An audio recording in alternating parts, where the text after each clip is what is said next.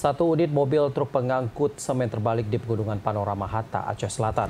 Akibat peristiwa itu, muatan semen bertaburan di badan jalan dan mengakibatkan kemacetan hingga 2 km.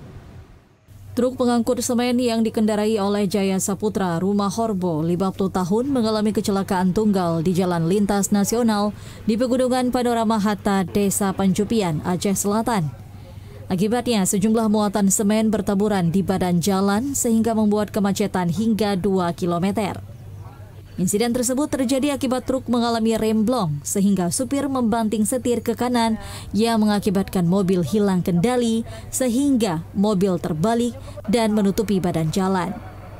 Dampak kejadian ini, personil Satlantas Polres Aceh Selatan dan Dinas Perhubungan setempat melakukan rekayasa lalu lintas. Kecelakaan ini terjadi akibat kendaraan yang membawa semen belum rem, jadi tidak kendalikan lagi, jadi oleng dan tertumpahlah semen-semennya yang berada di dalam kendaraan tersebut. Untuk sementara dari jam subuh tadi memang macet, jadi alhamdulillah sampai dengan saat sekarang ini dapat kita lihat sendiri jalan pun sudah lancar.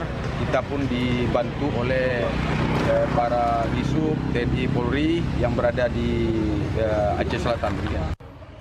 Sempat mengalami kemacetan hingga 3 jam lebih, namun personil di lapangan berhasil mengevakuasi truk dengan menggunakan mobil kren sehingga posisi mobil dapat dikembalikan seperti semula.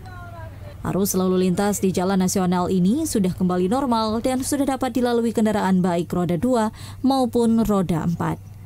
Dari Aceh Selatan, Asrul Yadi, TVRI Aceh melaporkan.